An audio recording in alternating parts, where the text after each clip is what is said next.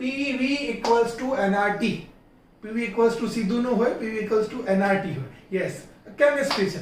તો PV equals to nRT, તમે કહેશો સર આ સમીકરણ ક્યાંથી આવ્યું?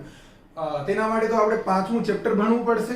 હું તમને બોઇલ, ચાર્લ્સ અને ગેલ્યુસેક આ ત્રણ નિયમો એ ચેપ્ટરમાં અભ્યાસ કરાવીશ. ત્યાર પછી તમને આઈડિયા આવશે કે આ ઇક્વેશન કેવી રીતે ડિરાઈવ થયું છે. તો હમણાં આપણે ડેરિવેશન નથી લેવાનું, હમણાં તમને આ સૂત્ર યાદ રાખવાનું છે, કારણ કે આના ઉપરથી આપણે એક ખૂબ જ અગત્યના કોન્સેપ્ટને સ્ટડી કરવો છે. તો ચાલો late start. PV equals to nRT where P equals to pressure of gas, એટલે કે દબાણ, જેને આપણે સામાન્ય રીતે બાર કે ATM એટલે કે વાતાવરણમાં માપી શકીએ છીએ. Similarly, where V is volume, now you can measure volume in liter, then N equals to mole. Now what is the meaning of mole? તો પદાર્થનું વજન અને તેના મોલર દળના ગુણોત્તરને તેના મોલ કહે છે. અથવા શું કહી શકો કે કોઈ પણ પદાર્થમાં 6.022 ગુણ્યા 1023 ઘટક કણો એકબીજા સાથે જોડાય છે. આટલા ઘટક કણો જોડાય છે તો ત્યારે તે જથ્થાને 1 મોલ જથ્થો કહે છે. તેવી રીતે T નો મતલબ થાય તાપમાન. ડિગ્રી સેલ્સિયસ કે કેલ્વિનમાં આપણે માપી શકીએ. અહીં આપણે SI એકમ યુઝ કરવાના છે. ફિઝિક્સમાં તમને એકમો વિશે ખૂબ જ વિસ્તારથી ચર્ચા આવશે, એટલે હું એના વિશે અહીં કોઈ ચર્ચા નથી કરતો. તો કેલ્વિન તાપમાન માપવાનું એક એકમ છે. અને બધી જ વેલ્યુ આપણે મૂકી દઈએ અને R ને આપણે કરતા કરીએ. એક્ચ્યુઅલી મિત્રો જે સૂત્ર છે ને તે કંઈક આ પ્રમાણે છે.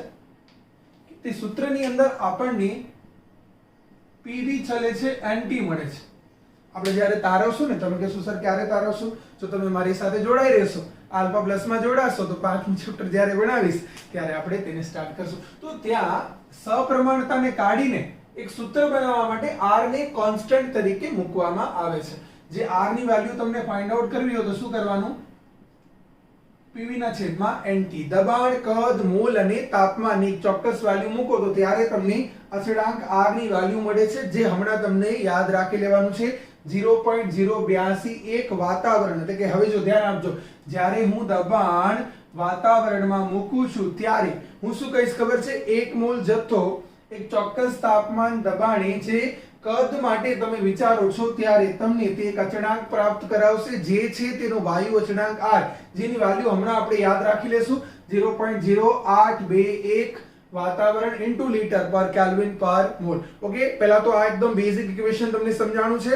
હમણાં તમને આ યાદ રાખવાનું છે. હું તમને આ ચેપ્ટર આગળ વધીને આ કોન્સેપ્ટને કરાવીશ. ઓકે, હવે આના ઉપરથી ખૂબ જ અગત્યનો કોન્સેપ્ટ જે બાજુમાં મેં લખ્યું છે તેને આપણે સ્ટાર્ટ કરીએ. તો તે છે STP.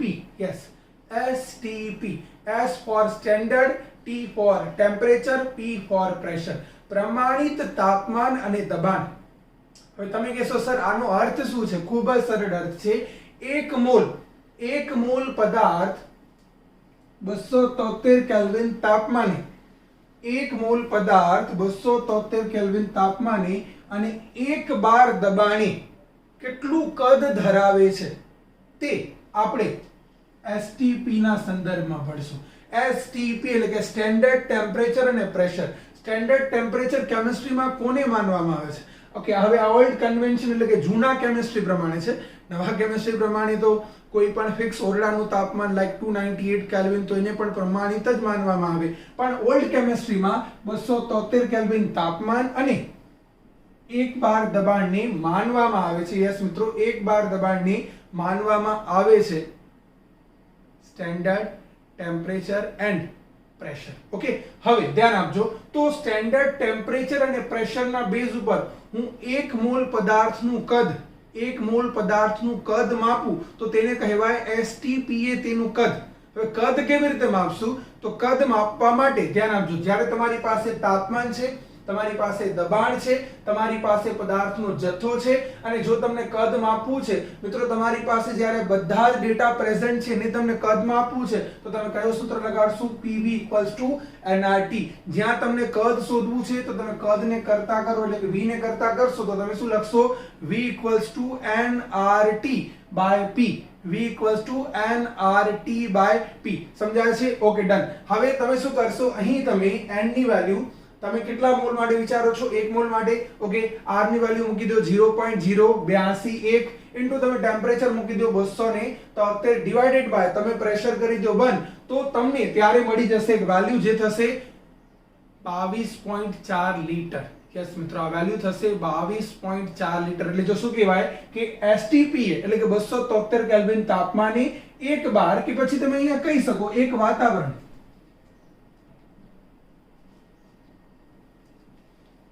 યસ, દબાણે 1 મોલ પદાર્થનું જે કદ છે તેને કહેવાય છે તેનું STPA કદ 22.4 લીટર. યસ મિત્રો, તો આપણે શું કહીશું? એક વાતાવરણ દબાણે 273 કેલ્વિન તાપમાને 1 મોલ પદાર્થના જથ્થાને તેનું STPA કદ કહીએ છીએ, જેની વેલ્યુ ફિક્સ છે. કેટલી? 22.4 લીટર. મિત્રો યાદ કરો, 1 મોલ જથ્થામાં ઘટક કણની સંખ્યા 6.022 ગુણ્યા 10 ની 23 ઘાત, એટલે કે એવોગાડ્રો નંબર. 1 મોલ પદાર્થનું વજન શોધવું હોય તો શું કરાય? મોલ બરાબર વજન છેદમાં આણ્વીય દળ. તો વજનને શું કરવાનું? વજન શોધવા માટે મોલને પરમાણુ દળ કે આણ્વીય દળથી ગુણી નાખો. મિત્રો વાત સમજાય છે? હવે ધ્યાન આપજો, અગર તમને STP માં કદ ખબર છે અને તમે કોઈ બીજા કદ માટે મોલ શોધવા માંગો છો, તમે શું કહેશો? તમે એમ કહેશો કે 22.4 લીટર ઇક્વલ્સ ટુ 1 મોલ. આ 1 મોલ પદાર્થ માટે કદ મેળવ્યું છે, શું કહેશો? 22.4 લીટર ઇક્વલ્સ ટુ 1 મોલ. તો V લીટર તમને કોઈ પણ કદ આપ્યું છે, લાઈક 1 લીટર, 2 લીટર, 3 લીટર, તમને આપ્યું છે V લીટર. જો 22.4 લીટરમાં 1 મોલ હોય તો V લીટર પદાર્થનો કદ કેટલો થાય? તો V divided by 22.4 litre mole. જો તમને જો કદ આપ્યું હોય, યસ મિત્રો ધ્યાન આપજો, તમને STPA કદ આપ્યું છે, STPA જો તમને કદ આપ્યું છે, તમે ત્યાંથી શું કરી શકો? ફટાફટ યસ તમે મોલ ફાઇન્ડ આઉટ કરી શકો. શું સૂત્ર લગાડશો? મોલ બરાબર પદાર્થનું કદ લીટરમાં. તમને જે પણ કદ આપ્યું છે, હમણાં આપણે તેને V એઝ્યુમ કરીએ છીએ, લાઈક તમને જે પણ કદ આપ્યું છે ડિવાઇડેડ બાય 22.4 લીટર કરી દો, એટલે તમને શું પડી જશે? તે પદાર્થના મોલ મળી જશે. યસ મિત્રો, સમજાય છે? તો આ થયું સ્ટેન્ડર્ડ ટેમ્પરેચર અને પ્રેશર. હવે આનો એક સ્ક્રીનશોટ લઈ લો, ત્યાર પછી આપણે આગળનું કોન્સેપ્ટ ભણીએ. યસ મિત્રો, તો ચાલો આપણે STP ના કોન્સેપ્ટ ઉપર જે ન્યુમેરિકલ ભણ્યા છે તેના રિલેટેડ આપણે કોન્સેપ્ટ આગળ વધારીએ. તો તમને એક ડેટા આપ્યું છે કે STPA 67.2 લીટર વોલ્યુમ ધરાવતો સલ્ફર ડાયોક્સાઇડ, તેના માટે તેના મોલ, અણુની સંખ્યા, પરમાણુની સંખ્યા અને કુલ પરમાણુની સંખ્યા શોધો. ઓકે, ફર્સ્ટ ઓફ ઓલ તમને શું ફાઇન્ડ આઉટ કરવાનું છે? મોલ. હવે મોલ કેવી રીતે ફાઇન્ડ આઉટ કરશો? મેં તમને હમણાં શીખવાડ્યું. શું શીખવાડ્યું? કે STP જ્યારે આવે ત્યારે આપણે શું કહીએ છીએ કે 22.4 લીટર ઇક્વલ્સ ટુ 1 મોલ. યાદ કરો, ideal gas equation. What is ideal gas equation? આદર્શ વાયુનું સમીકરણ, જે શું છે? PV equals to nRT. જ્યાં આપણે V ને જો ઓબ્જેક્ટ કરીએ ને PV ના છેદમાં RT મૂકીએ, જ્યાં 273 કેલ્વિન તાપમાને એક વાતાવરણ દબાણે 1 મોલ વાયુના જથ્થા માટે જો કદ આપણે માપીએ તો એ આપણને મળ્યું 22.4 લીટર. તો શું કહેવાય? when you have the volume 22.4 liter, then that is equals to 1 mole compound. Then volume you have 67.2 liter. Then find out the mole, number of mole. Simple છે કે 22.4 માં 1 છે તો 67.2 માં કેટલા હશે? 67.2 ભાગ્યા 22.4, એટલે કે yes my dear friends, the value will be 3 mole. સમજાય છે? હા, ખૂબ જ સરળ છે. અથવા તમે શું કરો છો? સીધો સૂત્ર લખો. મેં તમને થોડીક વાર પહેલા લખાવ્યું ને કે મોલ બરાબર શું થાય કે આપેલ પદાર્થનું કદ, બોલો તમને કેટલું કદ આપ્યું છે? 67.2 લીટર ડિવાઇડેડ બાય મેં તમને શું સૂચવ્યું હતું? 22.4 લીટર. હવે એક વસ્તુ હંમેશા ધ્યાન રાખવાની કે આ 22.4 લીટર છે, મતલબ કે તમને આપેલો કદ પણ શેમાં હોવો જોઈએ? લીટરમાં. સપોઝ આ મિલીલીટરમાં છે તો અહીં શું કરવું પડે? મિલીલીટર કરવા પડે. તો 1 લીટરમાં કેટલા મિલીલીટર આવે? તો મિત્રો 1 લીટરમાં આવે 1000 મિલીલીટર. કે તમે કહેશો આ કેવી રીતે? તો મિત્રો મિલીનો મતલબ થાય 1000મો ભાગ. 1 લીટર બરાબર 1000 મિલીલીટર. તો 22.4 લીટર ઇક્વલ્સ ટુ થશે 22400 મિલીલીટર. સમજાય છે? પણ હાલ ફિલહાલ તમારો આન્સર આવી ગયો છે 3 મોલ. તમે શું કરો? તમને જ્યારે કોઈ વોલ્યુમ મળે છે at STP અને તમને તેના ઉપરથી મોલ ફાઇન્ડ આઉટ કરવાના છે. what you have to do? you have to you have to divide that volume by 22.4 liter and then you will get answer. You got it? Okay, done. ચાલો તો આપણે આગળ વધી અણુની સંખ્યા શોધીએ. અણુની સંખ્યા જે છે એ કેમ મળશે, તો હવે તેના માટે તમને મારો વિડિયો લેક્ચર નંબર 3 જોયેલો હોવો જોઈએ. જો તમે ડાયરેક્ટલી જમ્પ કરીને આ વિડિયોમાં આવ્યા છો તો મિત્રો તમે બહુ જ ખોટું કરી રહ્યા છો.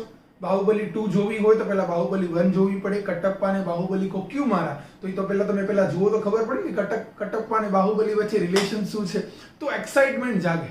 તો હવે તમને મોલેક્યુલ નથી ખબર, મોલેક્યુલ કેવી રીતે શોધાય નથી ખબર, તો તમે અહીંયા ખોટા આવી ગયા છો. તમે બીજે ક્યાં ન જાઓ, બસ બીજો અને પહેલો વિડિયો જોઈ લો. ચાલો તો આપણે હવે આને આગળ વધારી. અણુની સંખ્યા મોલ ઉપર આધારિત છે મિત્રો. શું શીખવાડ્યું છે, અણુની સંખ્યા કેવી રીતે શોધશો, તો એક સીધો ફોર્મ્યુલા મેં તમને આપ્યું છે કે અણુની સંખ્યા equals to mole into Avogadro number. Okay, તો બોલો મોલ કેટલા છે? 3. સો આન્સર આવ્યો 3Na. where what is the value of Na? Value equals to 6.022 into 10 raised to power 23. Okay, તો તમારું સેકન્ડ બી કમ્પ્લીટ, ફર્સ્ટ બી કમ્પ્લીટ. ચલો હવે થર્ડ શું કરવાનું છે? પરમાણુની સંખ્યા. ઓકે, પરમાણુની સંખ્યા કેવી રીતે શોધાય મિત્રો, જરાક મને કહો તો એનાથી પહેલા તમને શું કરવું પડશે? મોલ પરમાણુ. હવે તમને યાદ કરવું પડશે, ગયા વખતેનો લાસ્ટ સમ મેં તમને કરાવ્યો હતો. પહેલા તમને મોલ પરમાણુ શોધવાના છે. ઓકે, હવે મોલ પરમાણુ કેમ મળશે? સિમ્પલ. જો હું જ્યારે લખું છું 1 sulphur dioxide, that means I'm talking about 1 mole sulfur dioxide. Yes my dear friends, I'm talking about 1 mole sulfur dioxide. તો બોલો તેમાં કેટલા એટમ છે, કેટલા મોલ એટમ છે? 3. એક સલ્ફર જો 1 mall sulphur plus 2 mall oxygen એટલે શું કહેવાય? 3 મોલ પરમાણુ. એક સલ્ફર ડાયોક્સાઇડમાં 3 મોલ પરમાણુ છે, પણ તમને શું શોધવું છે? પરમાણુની સંખ્યા. બોલો પરમાણુની સંખ્યા માટે શું લખાય? પરમાણુની સંખ્યા ઇક્વલ્સ ટુ, ફરી એકવાર એ જ સૂત્ર થશે, મોલ ઇન્ટુ Na. શું ડિફરન્સ છે? અહીં અણુની સંખ્યા મૂકાય, અહીંયા પરમાણુની સંખ્યા મૂકાય. તમે બોલો કેટલા મોલ મળ્યા? 3. તમે શું મૂકશો? 3Na. હવે બરાબર ધ્યાન આપજો, 3Na કોના માટે મળ્યું છે તમને? 1 મોલ સલ્ફર ડાયોક્સાઇડ. મિત્રો વાત સમજાય છે? 1 મોલ સલ્ફર ડાયોક્સાઇડમાં 3 મોલ પરમાણુ છે. અગર અહીં આપણે 3 મૂકી દઈએ, બીકોઝ આપણી પાસે 3 છે, તો આ કેટલા થઈ જશે? 9. અને અગર એ 9 થઈ જાય તો અહીં પણ 9 મૂકી દો. તો અગર 3 મોલ Na તમને મળે છે અણુની સંખ્યા, તો પરમાણુની સંખ્યા શું મળશે? 9 મોલ Na. સમજાય છે મિત્રો? હા, ઓકે. આ તમારી પરમાણુની સંખ્યા નથી, આ તમારી શું છે? કુલ પરમાણુની સંખ્યા છે. તમને પરમાણુની સંખ્યા શોધવી છે એનો અર્થ શું? કે તમને પર્ટિક્યુલર એટમ ફાઇન્ડ આઉટ કરવા છે. લાઈક તમને સલ્ફરની સંખ્યા શોધવી છે, તો સિમ્પલ. જો એકદમ સિમ્પલ છે, ધ્યાન આપજો મિત્રો, હમણાં કરાવી દો કે 3 મોલ સલ્ફર ડાયોક્સાઇડમાં કેટલા સલ્ફર હશે? 3. કેટલા ઓક્સિજન હશે? 6. તો 3 મોલ સલ્ફર ઉપરથી જો પરમાણુની સંખ્યા શોધવી હોય તો શું કહેવાય? 3Na sulphur. અને 6 મોલ ઓક્સિજન ઉપરથી અગર તમને પરમાણુની સંખ્યા શોધવી છે, શું કહેવાય? 6Na oxygen. બેનો સરવાળો મારો એટલે આન્સર પાછો શું આવશે? 9. બરાબર. તો સલ્ફર માટે શું આન્સર આવશે? 3Na. ઓક્સિજન માટે શું આન્સર આવશે? 6Na. બેનો ટોટલ કેટલો આવશે? 9Na. સમજાય છે મિત્રો? ડન. ચાલો એક સ્ક્રીનશોટ લઈ લો. તો મિત્રો આપણે અહીં બેઝિક કોન્સેપ્ટ ઓફ કેમિસ્ટ્રી માટે જ્યુબિલી ગ્રાઉન્ડ સમજવાનું છે. સર આવરી શું તમે જ્યુબિલી ગ્રાઉન્ડની વાતો કરો છો? જ્યુબિલી ગ્રાઉન્ડ તમે જોયું છે? જ્યુબિલી ગ્રાઉન્ડ ઉપર તમે ઉભા રહેશો તો એક રસ્તો ભુજની અંદર આવશે વાણિયાવાડ સાઈડ, એક રસ્તો મુન્દ્રા જશે, એક જશે નલિયા સાઈડ નખત્રાણા સાઈડ, એક આવશે ગાંધીધામ સાઈડ. અહીં કંઈક એવું જ દ્રશ્ય છે.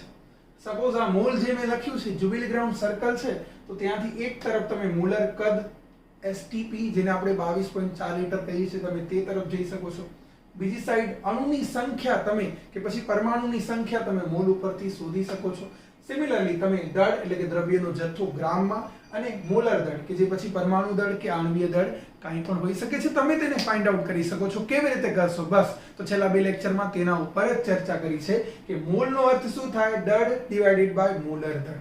જો અણુ છે તો આણ્વીય દળ, પરમાણુ છે તો પરમાણ્વીય દળ. જો તમને પરમાણુ દળ આપ્યું છે અને મોલ શોધવું છે તો શું કરો? દળની પરમાણુ દળ વડે ભાગી નાખો કે આણ્વીય દળ વડે ભાગી નાખો.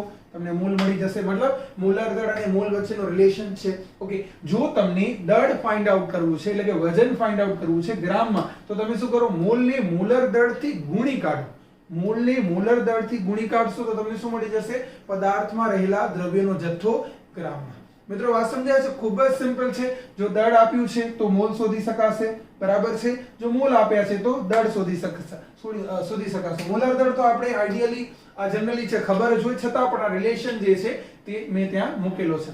તેવી રીતે આપણે અણુની સંખ્યા પણ શોધી શકીએ. મેં તમને શું શીખવાડ્યું છે કે પદાર્થના મોલને એવોગાડ્રો નંબરથી મલ્ટીપ્લાય કરો એટલે કે અણુની સંખ્યા મળી જશે, અને જે અણુની સંખ્યા મળે છે ને સીધો તમે તેમાં રહેલા મોલ પરમાણુથી ગુણી કાઢશો તો પરમાણુની સંખ્યા પણ મળશે. તો એ થશે મોલ અને અણુની સંખ્યા વચ્ચેનો રિલેશન. અને થોડીક વાર પહેલા જ આદર્શ વાયુ સમીકરણ દ્વારા મેં તમને શું શીખવાડ્યું કે પદાર્થના કદને, એસટીપી કદને જો 22.4 લીટરથી ભાગી નાખો છો તો પદાર્થના મોલ મેળવી શકાય. અને જો તમને કદ આપ્યું છે તો મોલ જો તમને મોલ જે છે તે આપ્યા છે તો મોલને 22.4 લીટરથી ગુણી નાખશો તો તમને શું મળી જશે, કદ.